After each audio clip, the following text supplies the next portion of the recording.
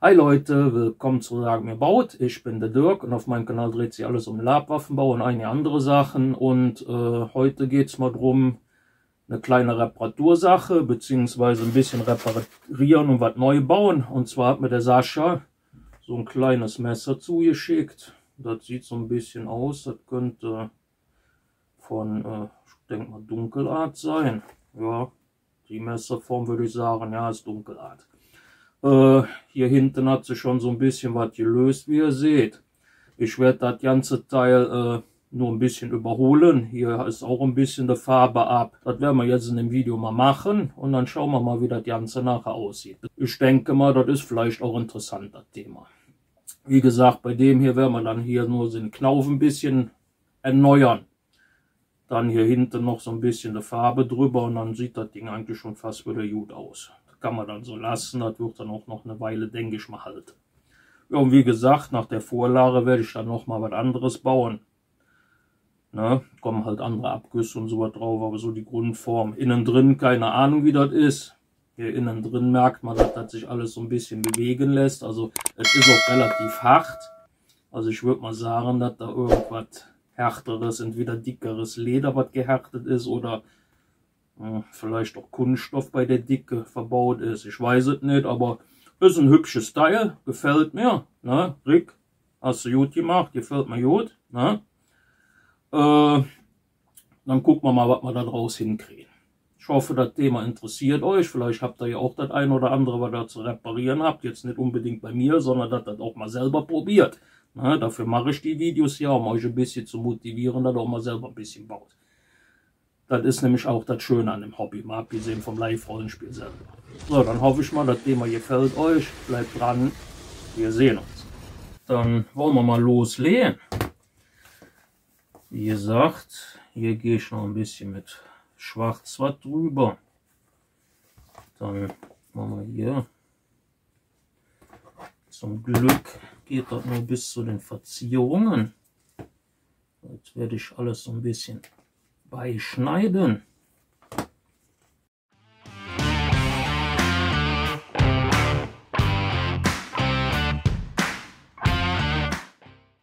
Jetzt haben wir das Ganze hier, wie gesagt, da muss ich noch mal gucken. Das kann aber auch wahrscheinlich durch das Greifen, dass das hier so ein bisschen ausgenudelt ist. Das Messer ist, glaube ich, wenn ich das richtig verstanden habe, auch schon gut 10 Jahre alt. Wahrscheinlich die Messerscheide auch. Ne? Wie gesagt, die möchte ich aber eigentlich nicht auseinandernehmen. Also wenn ich hier so von innen fasse, könnte das Leder sein. Naja gut, keine Ahnung. Kann man auch nicht so richtig sehen. Sieht aber aus, als wenn da irgendwas drinnen ist, dass das ein bisschen besser gleitet. Also hier nur da am Anfang ist hier Farbe. Ja. Na, mal gucken. Auf jeden Fall ist es ein schönes Stück. Gefällt mir ganz gut, deshalb bereite ich das Ganze. So, dann könnte man eigentlich schon mal hingehen. Dann jetzt erstmal wieder eine Unterlage zum Pinseln, damit man nicht wieder alles mit Farbe vollsauen. Kennt mich ja, bin ja immer gerne am Kleckern. Dann werden wir hier bei dem ein bisschen ausbessern. Also hier so an den Kanten ein bisschen drüber. Könnte man natürlich auch mit Flexi-Paint machen. Aber ich mache das jetzt hier einfach nochmal alles mit Latex und werde dann die neue Version. Natürlich baue ich die nicht 1:1 nach. Ne? Also nur so in der Art. Ich will keine Urheberrechtsverletzungen machen. Wie gesagt, das hier, das werde ich was ausbessern, weil das zu schade ist. So was gehört gerettet. Ne? Das ist schon eine schöne Arbeit. Da tun wir ein bisschen dann wieder mit Braun drüber. Und dann muss das eigentlich wieder gut aussehen. So. Hier jemand schnell mal mit dem Lötkolben was drüber.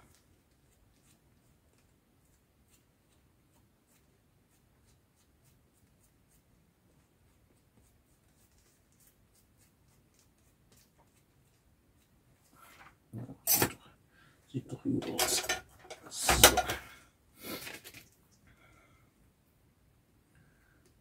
Ganze auch noch so beimachen.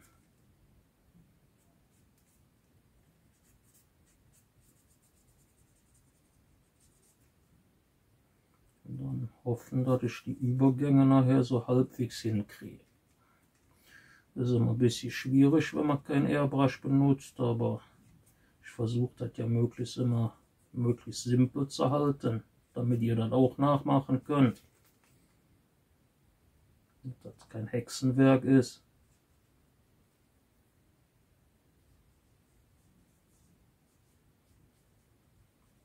So.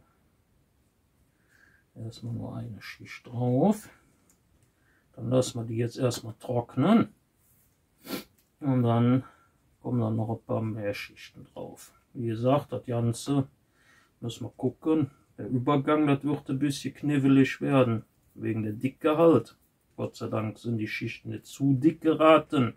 Mal gucken, ob ich es halbwegs hinkriege, dass man nachher wieder so wenigstens so halbwegs farblich passt. So, jetzt muss ich erstmal irgendwann haben, statt den wieder drauflegen kann. Dann ziehen wir die Rolle. So. Ich hätte natürlich auch hier das Ding nehmen können.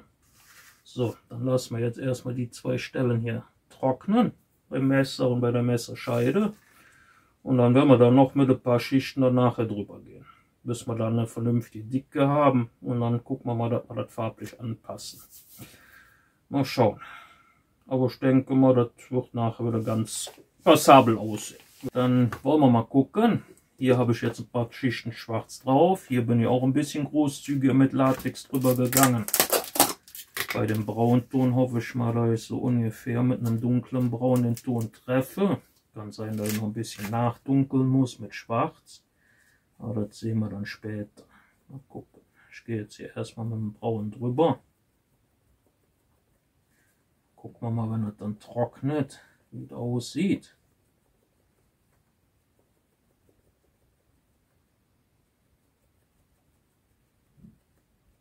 Bin extra auch auf der ganzen Länge jetzt fast mit dem Schwarz drüber gegangen, um hier den Ritz zuzumachen, damit das dann ein bisschen gleichmäßiger aussieht. Dann fällt das nämlich nicht so auf, dass man da ein bisschen nachgepinselt hat. So, das Braun brauchen wir jetzt nicht mehr. Jetzt müssen wir mal gucken, ob wir das hier mit dem Gold hinkriegen. Dafür nehmen wir ein bisschen Latex. Und das ist ein kleines Behältnis. Viel brauchen wir nicht. Das ist hier nur ein kleines Stück. Ich weiß noch nicht, ob das so hinhaut.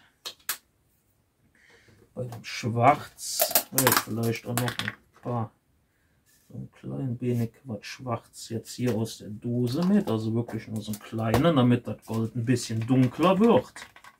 Also, soweit der Plan. Mal gucken.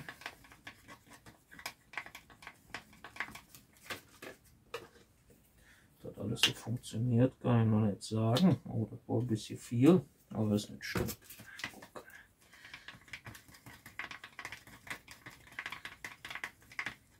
Wie gesagt, der Plan ist, dass das ein bisschen dunkler dann wird. Ich hoffe, das ist immer so ein bisschen ein Problem, so Farben dann wieder hinzukriegen. Deshalb versuche ich möglichst immer, wenn ich irgendwas pinsele, immer nur die Farbe, also in einem Ton anzunehmen. Also jetzt nicht, sagen wir hier bei dem Gold noch irgendwie irgendwelche anderen Farben wie jetzt mit dem Schwarz reinzumachen. Oder noch ganz andere Farben. Weil das Mischverhältnis immer hinkriegen, das ist immer so, naja, immer so ein Ding. Mal gucken. So, das werden wir jetzt auch erstmal. Ups, das wollen wir nicht. Das Mischverhältnis dann vernünftig hinzukriegen, ist auch immer so eine Kunst für sich. Ich hoffe, dass wir das hier so halbwegs hinkriegen.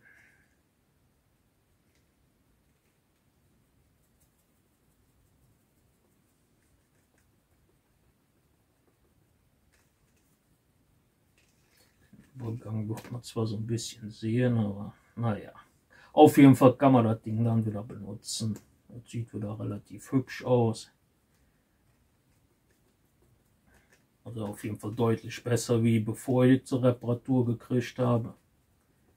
Mal schauen. Wenn es jetzt nicht so richtig anfängt zu krebsen, sollte das vielleicht noch ein paar Jährchen halten.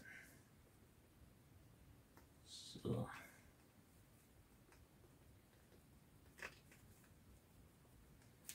Ja, jetzt haben wir das Ganze hier soweit. Jetzt müssen wir mal gucken, wie es dann später aussieht, wenn es trocken ist. Kann sein, dass wir hier dann an den Kanten noch ein bisschen mit Schwarz nachmachen müssen. Mal schauen.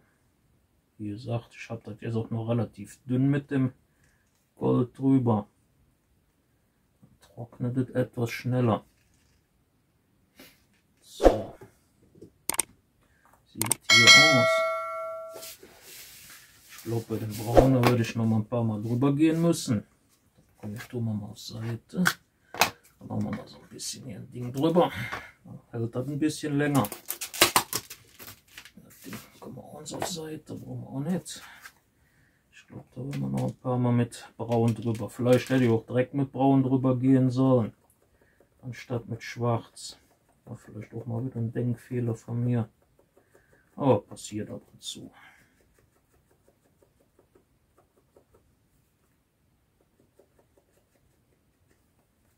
Muss man ein paar Mal drüber gehen. Aber dadurch, dass das relativ dunkel ist, theoretisch könnte man hier auch noch so, das hätte man in Schwarz so ein bisschen lassen können und hätten dann so ein bisschen wie so ein Schatten machen können, so wie hier so die Übergänge so im Schwarz. Aber naja, müssen wir halt mal gucken. Das Ganze lassen wir jetzt wieder ein bisschen trocknen. Mal gucken, wie es dann nachher aussieht. Ein,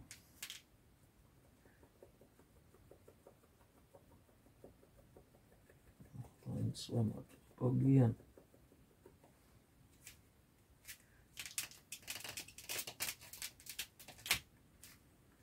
So. Ich weiß gar nicht, das könnte sogar hier Flexi-Paint sein. Bin mir nämlich jetzt ja nicht mal so sicher. Ich glaube, das ist aber das ist nicht schlimm, das funktioniert auch. So. Das lassen wir mal so. Hier fängt es langsam an zu trocknen. Das sieht schon mal ja nicht so schlecht aus. Vielleicht mache ich noch so einen kleinen Schatten mit rein, so wie hier so am Rand. Da brauche ich ein kleines Schwämmchen und dann aber nur so mit der Kante.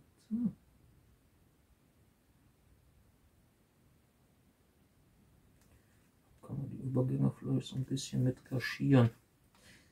Schauen, wie das danach aussieht.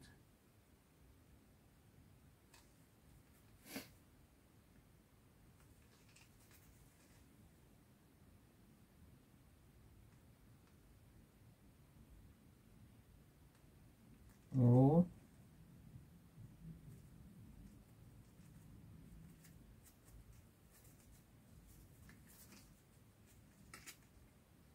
Das sieht doch schon mal ja nicht so übel aus. Wie gesagt, die Übergänge dann so ein bisschen mit Schwarz. Das hat ein bisschen sich kaschiert. So ganz cremig kriegt leider nicht kaschiert, aber hier so an der Ecke ist es dann nicht so toll. Aber so im Großen und Ganzen denke ich mal, das geht. Hier machen wir noch so ein bisschen schwarz drüber, so ganz dünn.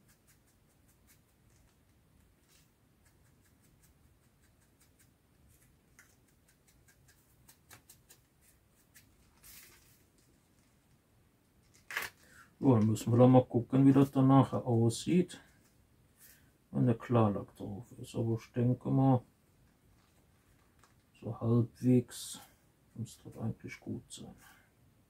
Muss man jetzt nur halt trocknen erstmal lassen.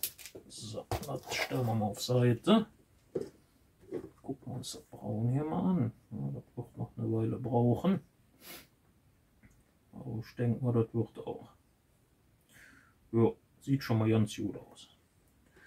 Das Ganze lassen wir jetzt erstmal trocknen und dann gucken wir mal später, wie es dann aussieht, wenn es trocken ist. So, dann gucken wir uns das Ganze mal an. Oh, das sieht doch schon mal ganz gut aus. Ja, Pinsel müsste ja noch. Dann gehen wir dann mit dem Topcoat vom Flexi-Paint drüber. Das klappt auch eigentlich ganz gut. Auch bei Latex-Sachen bin ich immer wieder überrascht, dass das funktioniert. Aber das geht.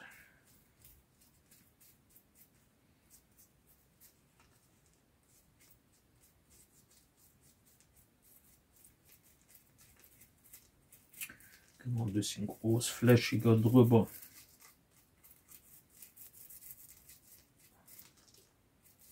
Dann haben wir dann nochmal komplett hier über den Griff nochmal eine Schicht.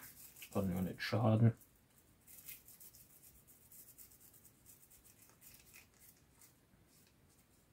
So. Ja, das sieht doch schon mal ganz gut aus. Farblich ist auch okay. Vielleicht hätte ich den glänzenden Topcoat statt den matte nehmen sollen. Jetzt dafür hat jetzt nicht so ganz die Farbe getroffen, aber ich denke mal, das kann man schon so weit durchgehen lassen. So, jetzt wollen wir uns gucken. Jetzt habe ich das Ding so weit eingepinselt, dass das natürlich ein bisschen viel war. Da habe ich hier Kordel zum Aufhängen, natürlich wieder nicht. Kennt man ja. Jetzt mal gucken, ob man das jetzt hier irgendwie so. Ja, so geht's. So, dann gucken wir mal hier. Naja gut, hier das Braun. Ist jetzt nicht so schön geworden. Könnte man aber was drüber gehen, aber wir machen jetzt einfach mal einen Topcoat drüber und gucken dann mal, wie das aussieht. Machen wir wieder ein bisschen großzügiger. Dann schauen wir mal. Hier also an der Spitze kann auch noch ein bisschen was drüber. Oder auch ein bisschen abgenutzt. Aber der Rest, der sieht wirklich noch gut aus. Also schönes Teil. Gefällt mir gut. Ich glaube, so in der Art werde ich dann jetzt auch mal was machen. So mit Leder oder was. Mal gucken, was ich dann nehme. Kann man wirklich schwer sagen. Aber ich denke mal, dass das irgendwie Leder oder sowas ist, womit das hier gemacht ist. Keine Ahnung. Aber wie gesagt, ist ein hübsches Teil. So, hier haben wir drüber. Ja, das ist Flexiband, weil ich da drauf. Das sieht man immer, wenn das so ein bisschen so komisch milchig danach wird, wenn es drauf ist. Ich hatte gedacht, das schwer hätte jetzt Latex, aber das ist egal, das geht auch. So, dann lassen wir das Ganze jetzt erstmal trocknen und dann ist das eigentlich schon fast fertig. Der Topcoat ist jetzt trocken. Wie ihr seht. Okay, hier, da habe ich, glaube ich, das glänzt ein bisschen. Hoffentlich habe ich da nicht den glänzenden genommen. Das könnte durchaus sein. Farblich sieht das jetzt ein bisschen abgenutzt aus. Aber wie gesagt, habe ich ja jetzt hier an den Stellen, wo das so ein bisschen der Ritz war, zugemacht. Und auf der Länge sieht das so ein bisschen aus, als wenn das so sein müsste. Ne? Außer, dass das hier ein bisschen glänzt. Aber wenn man das ein bisschen wieder drüber geht, dann geht das schon wieder. Vielleicht hätte ich über das ganze Ding nochmal drüber gehen sollen. Mache ich vielleicht auch nochmal. Kann vielleicht nicht schaden. Ja, hier der Griff. Ne? Das sieht ganz gut aus. Farblich gut, wie gesagt. Hier an der einen Stelle sieht man natürlich so ein bisschen den Übergang. Aber so im Großen und Ganzen. Ja, vielleicht sollte ich auch noch den Glänzen drüber machen. Das wäre vielleicht gar nicht mal so falsch. Naja, mal gucken. Vielleicht mache ich da noch eine Schicht von dem glänzenden Topcoat drüber.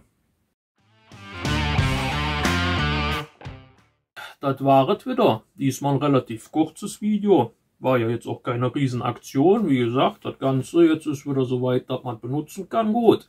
Wird wahrscheinlich auch noch ein paar Jahre halten. Also so wie Markus mir sagte, wird das Ding, glaube ich, so an die 10 Jahre alt. Weiß es noch nicht, wie lange Rick sowas schon macht, aber könnte gut sein. Wie gesagt, ist ein schönes Stück. Wäre zu schade, dann nur wegen dem hinteren Stück, dass man das Ding dann wegwirft. Deshalb habe ich dem das Ganze jetzt nochmal was hübsch gemacht. Und wenn jetzt, ich sag jetzt mal, nicht irgendwann die nächste Zeit mal irgendwann Latexkrebs rankommt, sollte das Ding auch noch eine ganze Weile halten und somit kann man es weiter nutzen. Wie gesagt, Rick, schöne Arbeit. Gefällt mir gut, das Teil. Hast du schön gemacht. Vielleicht, wie gesagt, werde ich so in der Art auch noch was bauen. Allerdings natürlich nicht in derselben Form wie das Messer und so was. Will ja nichts nachbauen, auch wenn das heutzutage ja bald real ist. Ne? Ja, dann hoffe ich mal, wenn ihr auch so Sachen habt, setzt euch ruhig mal dran. Durch Flexipaint kann man auch vieles retten, weil es früher ja gar nicht gab. Da gab es ja mehr oder weniger Notlatex. Ich hoffe, dass ich euch bei euren Sachen, eure Sachen, wenn ihr sowas habt, auch zu retten, ein bisschen inspirieren konnte. Ne? Also im Zweifelsfall kann man natürlich auch komplett abziehen. Wenn das jetzt komplett Latexkrebs hätte, hätte ich jetzt alles runtergeschnitten. das dann eventuell neu verklebt und dann neue Pinsel und andere Abgüsse drauf und dann wird das Ding auch wieder hübsch gewesen. Kann man alles machen, ist ein bisschen mehr Aufwand. Das hier war jetzt relativ simpel zu machen. Wie gesagt, vielleicht interessiert es euch ja, vielleicht den einen oder anderen nicht, aber ich dachte, vielleicht ist es auch mal was für euch, was ich auch noch sonst so hier so in meinem Keller so treibe. Dann wünsche ich euch noch ein schönes Wochenende. Dann sehen wir uns bei einem meiner nächsten Projekte. Wir sehen uns.